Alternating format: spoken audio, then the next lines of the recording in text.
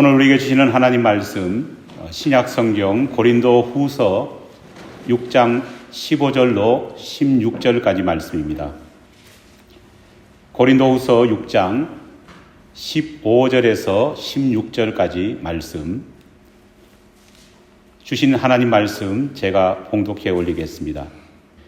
그리스도와 벨리알이 어찌 조화되며 믿는 자와 믿지 않는 자가 어찌 상관하며 하나님의 성전과 우상이 어찌 일치가 되리요. 우리는 살아계신 하나님의 성전이라. 이와 같이 하나님께서 이르시되 내가 그들 가운데 거하며 두루 행하여 나는 그들의 하나님이 되고 그들은 나의 백성이 되리라. 아멘. 팔레스타인 무장정파 하마스가 벌인 잔혹한 민간인 테러로 시작된 이스라엘과 팔레스타인 전쟁이 날로 격화되고 있습니다. 급기야 전선이 이스라엘 땅을 넘어 전 세계로 확대되고 있는 형국입니다. 세계 각지에서 이스라엘을 지지하는 쪽과 팔레스타인을 지지하는 쪽이 충돌하고 있고, 또 프랑스와 벨기에에서는 이슬람 극단주의자에 의한 테러가 일어나기도 했습니다. 여러분, 왜 무슬림들은 유대인들을 그렇게 미워하는 것일까요? 왜 이슬람과 유대인 사이에 분쟁이 생기면 아무런 연관도 없어 보이는 기독교 국가도 테러의 표적이 되는 것일까요? 이 질문에 전문가들은 항상 이렇게 대답을 합니다. 바로 1948년 이스라엘 건국이 그 원인이다 말합니다. 수천 년간 팔레스타인 땅에서 평화롭게 살아왔던 무슬림 앞에 갑자기 유대인들이 들이닥쳐서 그들이 살고 있던 땅을 빼앗아 나라를 세워버리니까 어떻게 무슬림들이 유대인들을 좋게 보겠냐는 겁니다. 어떻게 이런 날강도 같은 유대인들에게 어려움을 겪고 있는 팔레스타인 형제들을 주변 이슬람 국가가 가만히 보고만 있을 수 있느냐는 겁니다. 이런 관점에서 본다면은 유대인들은 땅 도둑이고 팔레스타인은 억울함을 받은 피해자에 불과합니다. 그러다 보니까 요즘에는 많은 사람들이 약자 팔레스타인 사람들의 편을 들고 연민을 가지는 사람들이 늘고 있습니다. 하지만 무슬림들이 유대인들을 미워하는 것은 이런 이유 때문이 아닙니다. 만약 그런 이유 때문이라면요, 1948년 이스라엘이 건국되기 전까지는 무슬림과 유대인 사이에 어떤 적대적인 감정이 없어야 합니다. 하지만 유대인들을 향한 무슬림들의 미움은 이미 7세기 무하마드가 이슬람을 창시할 때부터 존재했습니다. 왜 그들은 그토록 유대인들을 미워했을까요? 왜 그들은 유대인뿐만 아니라 기독교인들까지도 미워했을까요? 이슬람이 유대인들과 기독교인들을 미워한 이유는 정치적인 이유 때문이 아니라 사실은 신앙과 깊은 관련이 있습니다. 만약 무슬림들의 테러를 정치적인 이유 때문으로 보고 탁월한 정치가가 나와서 노련하게 정치력을 발휘해서 그것을 중재해서 분쟁이 사라질 수 있게 그렇게 만들 수도 있을 겁니다. 만약 정치적인 이유만 그 이유라면요. 하지만 그것은 순전히 신앙적인 문제로 시작되었다고 한다면요, 이야기가 달라집니다. 잘못된 종교적 신념 때문에 발생한 문제라면은 잘못된 신앙을 버리지 않는 한 결코 평화가 이루어질 수 없기 때문입니다. 도대체 이슬람 신앙은 어떤 것이고 유대인들과 기독교인들을 향해서 어떤 종교적인 시각을 가지고 있기 때문에 이런 분쟁이 끊임없이 일어나는 것일까요? 성경에는 이슬람이라고 하는 말도 없고 이슬람에 대한 언급도 없습니다. 그 이유는 아주 간단합니다. 이슬람이 만들어진 것이 성경이 완성된 것보다 훨씬 후대에 있었기 때문입니다. 성경 66권 가운데에 가장 마지막에 기록된 책이 바로 요한계시록입니다. 요한계시록은 주후 100년경에 제자 요한에 의해서 완성됩니다. 그런데 이슬람이 창시된 것은 그로부터 무려 522년 후인 주후 622년에 이슬람이 창시되었습니다. 쉽게 말하면 태조 이성계가 조선을 건국할 때 요한이 요한계시록을 완성했고 바로 지금 예배를 드리고 있는 2023년 오늘 무하마드가 이슬람을 창시한 겁니다. 이렇게 시간의 간격이 크다 보니까요, 당연히 성경에는 이슬람에 대한 언급이 없는 것이 당연하지 않겠습니까? 무하마드의 주장에 따르면 그는 주후 622년 중동 어느 동굴에서 천사 가브리엘을 만납니다. 이 천사 가브리엘이 되게 유명한 천사입니다. 누구냐 하면요, 마리아에게 예수님이 태어날 것이라는 수태고지를 해주었던 천사입니다. 그런데 갑자기 거의 600년 이후에 무하마드가 이 가브리엘 천사를 소환해냅니다. 이 천사가 무하마드 자신에게 하나님의 특별 계시와 새롭게 개정된 뉴 바이블인 꾸란을 그에게 주었습니다. 그래서인지 무하마드는 처음 이슬람을 포교할 때만 해도요, 아주 흥미로운 주장을 폈습니다. 나는 기독교인들이 믿는 그 하나님을 믿습니다. 나는 유대인들이 믿는 그 하나님으로부터 계시를 받았습니다. 이렇게 무하마드가 이야기하고 다녔습니다. 쉽게 말해서 유대인과 기독교인들이 우리가 남이가 이렇게 주장하고 친밀감을 표현했던 겁니다. 그런데 무하마드가 힘이 생기자 이 무하마드와 이슬람은 돌변합니다. 그는 꾸란의 내용을 근거로 해서 유대인들을 향해서 기독교인들을 향해서 노골적으로 박해하기 시작합니다. 꾸란 98장 6절에 이런 말이 있습니다. 별거를 다 만듭니다. 유대인들이 이슬람을 받아들이지 않는다면 그들은 가장 사악한 피조물들이며 영원토록 불지옥에서 고통을 당할 것이다. 아멘 하면 안 됩니다. 꾸란 5장 51절 이런 구절이 있습니다.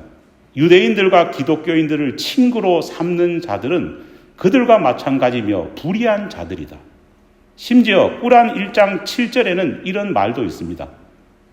무슬림들은 하루에 5번씩 기도할 때마다 유대인들은 알라의 진노를 받은 자들이라고 고백하라. 꾸란에는 유대인과 기독교인들에 대한 적대적인 표현들이 이 말고도 굉장히 많습니다. 문제는 왜 이슬람 교인들이 유대인과 기독교인들을 이렇게 적대적으로 대우해야 되는지 이유가 적혀 있지 않다는 겁니다. 그런 상황에서 어릴 때부터 꾸란을 배우고 자라니까요. 무슬림에서 큰 사람들, 무슬림에서 교육받으면서 자란 사람들은요, 자연스럽게 유대인들과 기독교인들을 친구로 삼겠습니까? 삼지 않습니다. 꾸란 5장 51절에는 이런 말까지 있습니다. 이슬람교를 믿는 자들아, 유대 교도들과 기독 교도들을 벗으로 삼아서는 안 된다. 그들은 서로가 벗이다.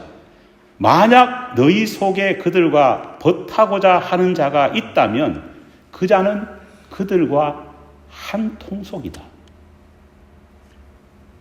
무슬림들은 꾸란을 맹목적으로 믿는 사람들입니다.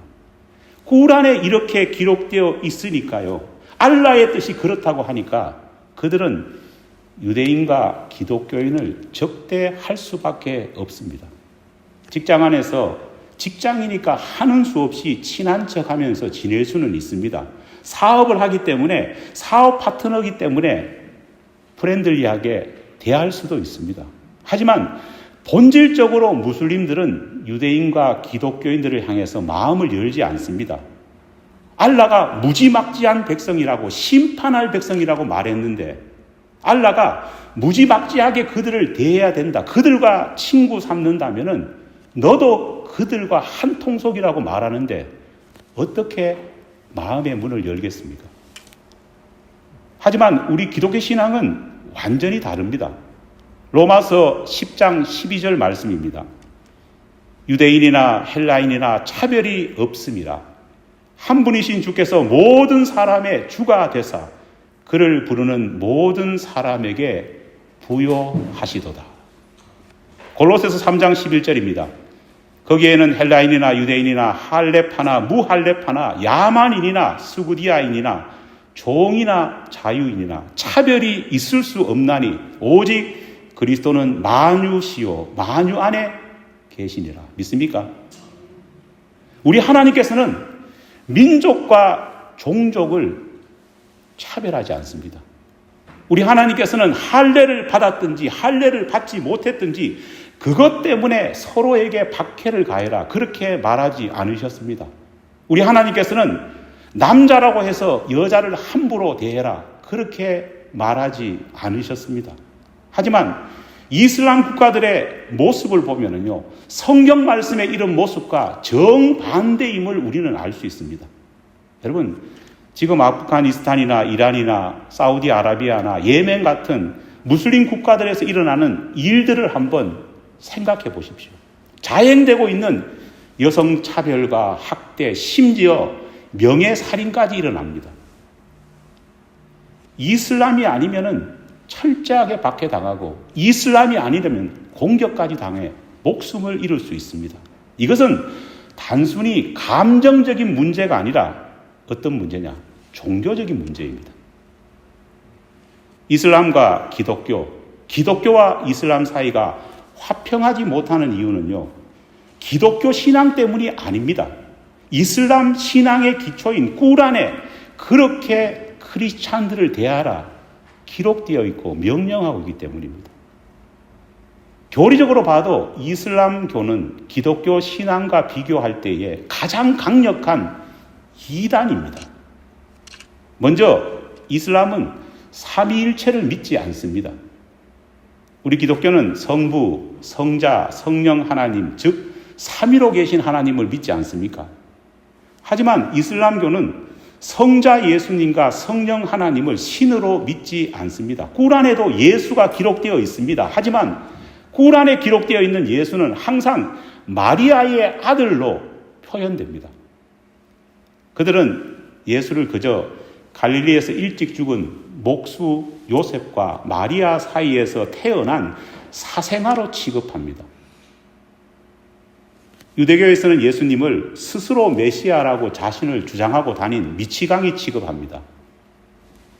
하지만 이슬람은 예수님을 함양 미달, 사생아의 자식으로 그렇게 폄하합니다. 왜냐하면 무슬림들은 예수님이 구원자이기는커녕 무하마드가 오히려 구원의 주도권을 쥐고 있다고 말하기 때문입니다. 예수님은 그냥 선지자 가운데에 그냥 그저 그런 선지자의 하나에 불과합니다. 하지만 무하마드는 어떤 선지자냐? 마지막 선지자라 그렇게 그들은 숭배합니다. 무하마드는 마지막 선지자로서 모든 구원의 권한을 쥐고 있고 꾸란의 해석권을 쥐고 있다 그렇게 보는 겁니다. 예수는 그저 마리아의 아들일 뿐이고 신일 수 없는 겁니다. 하지만 성경은 이런 무슬림들의 주장을 정면으로 반박합니다. 히브리서 1장 1절로 3절 말씀을 제가 읽어보겠습니다. 옛적에 선지자들을 통하여 여러 부분과 여러 모양으로 우리 조상들에게 말씀하신 하나님이 이 모든 날 마지막에는 아들을 통하여 우리에게 말씀하셨으니 이 아들은 만유의 상속자로 세우시고 또 그로 말미암아 모든 세계를 지으셨느니라. 이는 하나님의 영광의 광채시요 그 본체의 형상이시라. 그의 능력의 말씀으로 만물을 붙드시고 죄를 정결하게 하시는 일을 하시고 높은 곳에 계신 지극히 크신 이의 우편에 앉으셨느니라. 이 모든 날 마지막에는 누구를 통해서 역사하셨다고요? 아들이신 성자 예수님을 통해서 수많은 예언자들의 예언했던 일들을 완성하셨다 말하고 있습니다. 마지막 선지자가 있다면 무하마드가 아니고 누굽니까? 예수님입니다. 이슬람은 예수님을 하나님이 아닌 인간 사람으로 폄하합니다. 하지만 성경은 분명히 말합니다. 예수님을 모든 세계를 지으신 분, 하나님의 영광의 광채시요 그 본체의 뭐라고요? 형상이라 말합니다. 다시 말해서 예수님은 곧 창조주 하나님이시요 삼위일체 되신 하나님 가운데 한 분이신 인간이 아니라 신이신 분으로 고백하고 있습니다. 둘째로 이슬람은 성경의 완전성을 부정합니다. 무하마드는 기존의 성경책이 너무 세상 때가 묻어서 오염되었기 때문에 알라께서 오염된 그 말씀을 새롭게 하시고 또 알라께서 빠진 구절들을 다시 보충해가지고 새로운 뉴버전의 바이블을 만들었는데 그게 뭐냐? 꾸란을 주셨다는 겁니다. 기존의 성경책 가운데에 오염된 부분들 정화시키고 기존의 성경책 가운데에 빠져있는 많은 부분을 채워 넣었다는 겁니다. 여러분 정말 그럴까요? 우리 기독교인들이 이런 이슬람 교도의 말을 결코 받아들일 수 없는 이유가 있습니다. 왜냐하면 성경에서 그렇게 말하고 있기 때문입니다. 요한계시록 22장 18절로 19절 말씀입니다. 내가 이 두루마리의 예언의 말씀을 듣는 모든 사람에게 증언하노니 만일 누구든지 이것들 외에 더하면 하나님이 이 두루마리에 기록된 재앙들을 그에게 더하실 것이요. 만일 누구든지 이 두루마리의 예언의 말씀에서 제하여 버리면 하나님이 이 두루마리에 기록된 생명나무 및 거룩한 성의 참여함을 제하여 버리시리라. 성경의 마지막 책인 요한계시록의 마지막 부분에 기록되어 있는 말씀입니다. 무엇이라 하나님께서 경고하고 계십니까? 하나님께서는 하나님의 계시고 하나님의 말씀인 성경 66권이 온전하게 완성되었다고 말씀하고 있습니다. 하나님께서는 성경을 통해서 계시를 어떤 이유에서든지 그 구절을 더하거나 뺄 수 없다 명확하게 이야기하고 계십니다. 설사 하나님께서 개인에게 계시를 부어주실 수도 있습니다. 하지만 그런 일이 있다고 할지라도 반드시 그 계시가 성경에 들어갈 수 있느냐? 그렇지 못합니다. 그런 계시는 성경에 들어갈 수 없고 성경에 비추어서 계시가 맞는지 그런 계시인지를 분별해야 된다는 겁니다. 그래서 요한일서 4장 1절에 이런 말씀이 있습니다. 사랑하는 자들아 영들을 다 믿지 말고 오직 영들이 하나님께 속하였나 분별하라. 많은 거짓 선지자가 세상에 나왔습니다.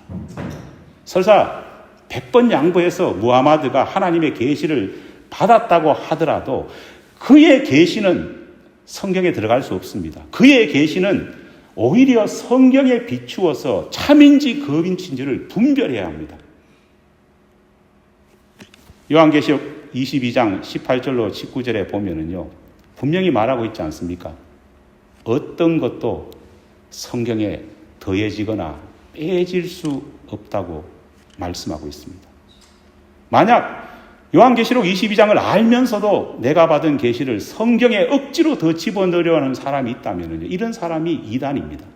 그런 의미에서 성경의 권위를 무시하고 꾸란이라는 짝퉁 성경을 만든 무하마드는 그런 무하마드가 만든 이슬람은 어떻게 보면 이단 중에 이단이요. 이단의 괴수라고 표현할 수 있는 겁니다. 세 번째로 이슬람은 무하마드의 개인적인 욕망을 숭배합니다. 여러분들 꾸란을 대충이라도 읽어보면요, 정말 꾸란에는 무하마드가 살아온 그 잘못된 삶을 무마시키기 위한 많은 것들이 들어가 있습니다. 무하마드의 욕망과 바램이 그 속에 가득 채워져 있습니다. 꾸란은 거의 대부분 구약 성경과 신약 성경을 카피해서 짜깁기 하고 있습니다. 비슷한 내용이 많습니다. 노골적으로 무하마드의 생각과 자신의 삶의 변명들로 그 나머지 부분들이 채워져 있습니다. 그는 성경의 내용을 자기 입장에 따라서 조작했고 변형시켰습니다. 대표적인 예가 성에 관한 이야기입니다.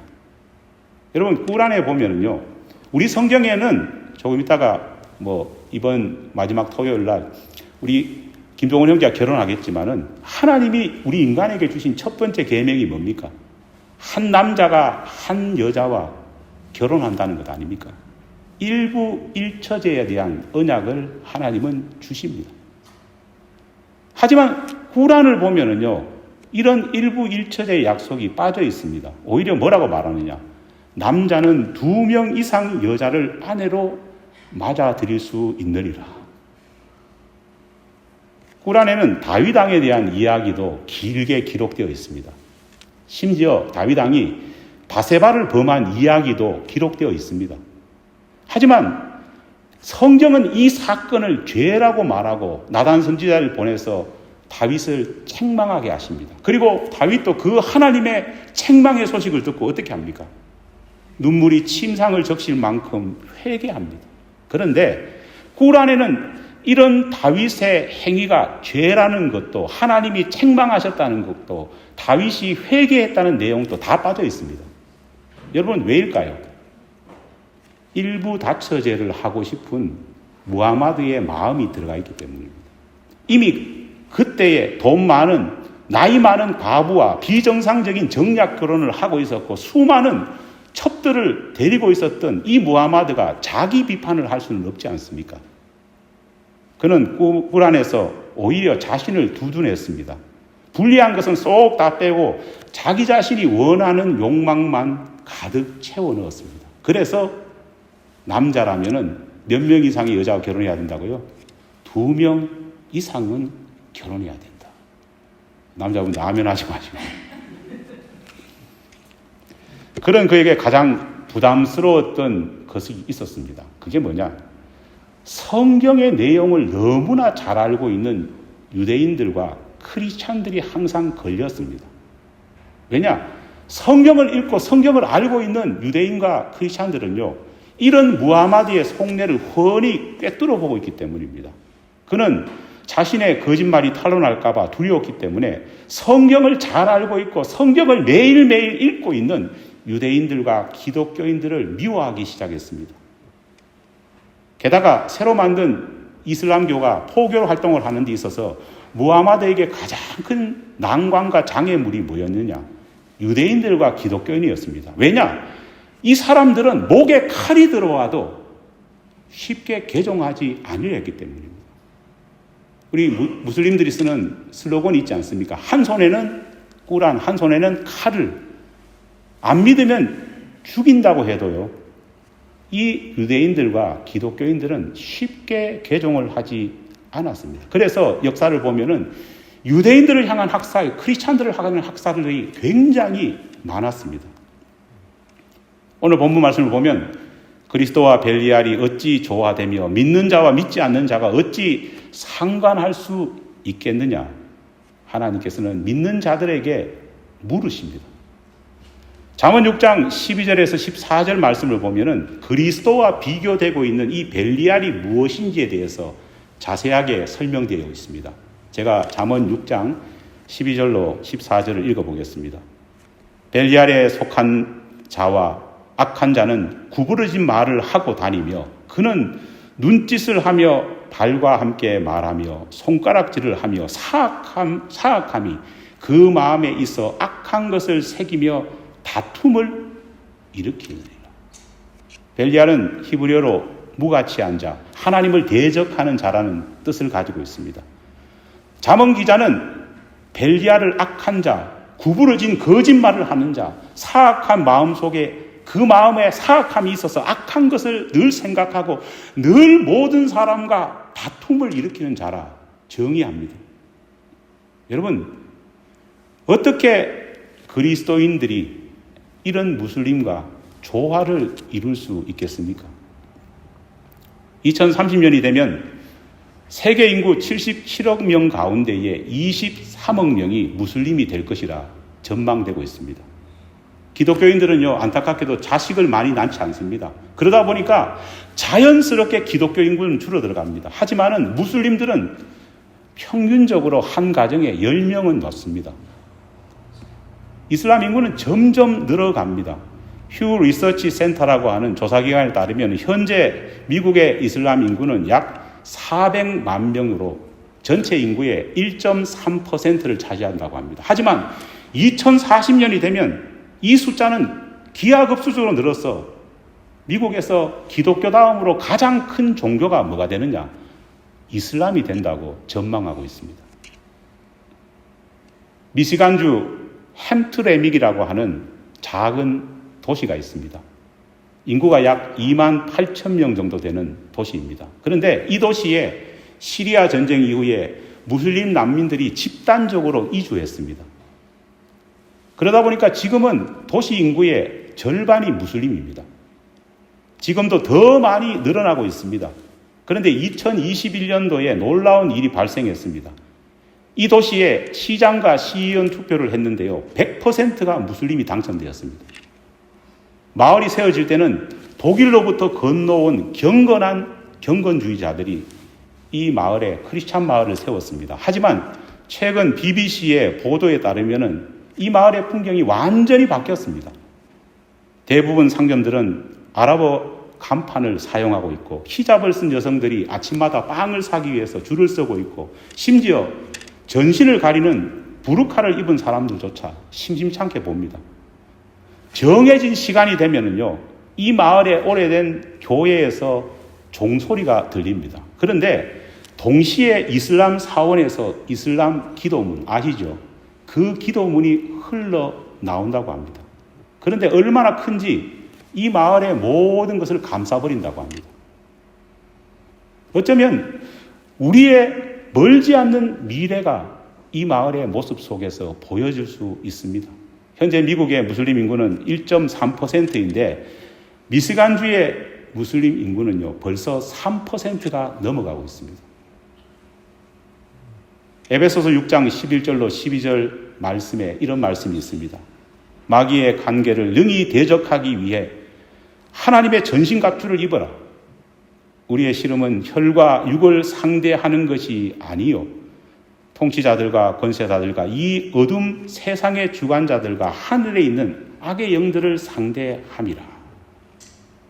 여러분, 이스라엘과 팔레스타인 사이에 일어난 전쟁을 단순히 두 나라의 해묵은 감정 속에서 일어난 물리적인 다툼으로만 볼 수 없는 이유가 여기에 있습니다. 어쩌면 얼마 지나지 않아서 우리의 자녀들에게 닥쳐질 영적 전쟁이 분명히 도래할 수 있습니다. 이 전쟁은요, 혈과 육을 상대하는 것이 아닙니다. 통치자와 권세자들, 이 모든 세상을 주관하고 있는 악의 영들과의 싸움일 수 있다는 겁니다. 그러므로 우리 자녀들은 하나님의 전신갑주를 입고 성자 예수님을 부정하고 성령 하나님을 무시하는 이런 인간의 사역으로 가득 찬 신앙을 배격해야 합니다. 이슬람은 가장 강력한 기독교 이단입니다. 사람들 중에는 이슬람을 적그리스도가 아니냐 그렇게 주장하는 분도 계십니다. 하지만 분명한 것은 결코 양립될 수 없는 이 종교적인 신앙적인 문제를 해결하기 위해서는 어떻게 해야 될까요? 우리가 더욱더 영적 싸움에서 이기고 저들을 잘못된 이단 사상에서 복음으로 구원할 수 있어야 이 긴 악의 문화가 없어질 수 있다는 겁니다. 사랑하는 여러분 복음으로 예수 안에서 이들을 변화시킬 마음의 준비가 되어 있습니까? 기도하겠습니다.